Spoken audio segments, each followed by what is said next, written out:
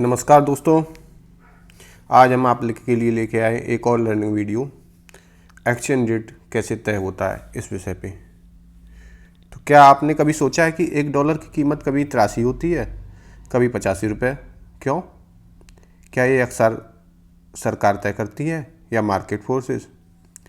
आज जानिए exchange rate की असली कहानी और साथ में उसका ज्योतिषीय करेक्शन सिर्फ मार्केट एस्ट्रोकिंग चैनल पर। तो एक्सचेंज रेट का मतलब होता है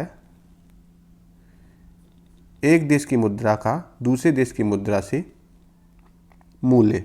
जैसे कि $1 बराबर 84 रुपये का मतलब होता है $1 खरीदने के लिए 84 रुपये देने होंगे।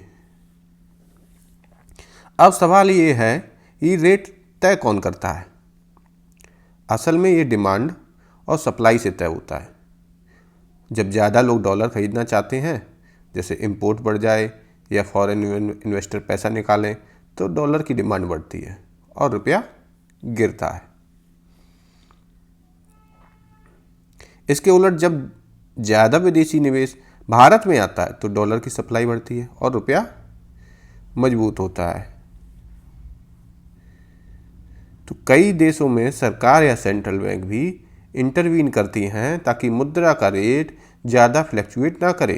लेकिन भारत में हम managed floating exchange rate system follow करते हैं। मतलब आरबीआई कभी कभी मार्केट में एंट्री लेकर सप्लाई डिमांड को संतुलित करती है।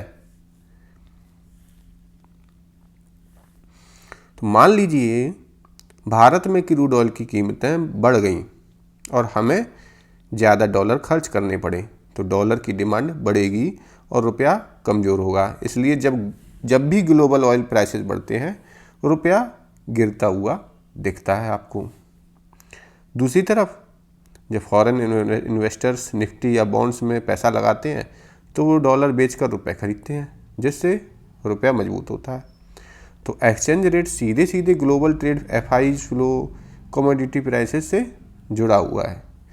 तो आजकल आप लोग देख रहे होंगे कि फॉरेन इन्वेस्टर्स मार्केट से लगातार पैसा निकाल रहे हैं और रुपये की हालत खराब होती जा रही है। तो एक्सचेंज रेट सीधे ग्लोबल ट्रेड, एफआई फ्लोज और कमोडिटी प्राइसेस से जुड़ा हुआ है। अब बात करते हैं एस्ट्रोलॉजी की। तो फॉरेन करेंसी का सीधा संबंध गुरु और शुक्र से होता है, क्योंकि ये वेल्थ और एक्सपेंशन के ग्रह हैं। जब गुरु मजबूत स्थिति में होता है तब देश की अर्थव्यवस्था और रुपया दोनों मजबूत रहते हैं। लेकिन जब राहु, केतु या शनि विदेशी भाव यानी 12th हाउस में प्रभाव डालते हैं तो करेंसी कमजोर रहती है। 2025 में गुरु के बकरी होने के दौरान डॉलर में उछाल और रुपया में गिरावट दिख सकती है। इससे फॉरेक्स ट्रेडर्स ये ट्रांजिट ध्यान में रखना चाहिए। तो अगर आपको या स्टॉक या फॉरेक्स मार्केट्स में जुड़े हैं तो एक्सचेंज रेट का ये लॉजिक समझना बेहद ज़रूरी है और आपको समझना चाहिए।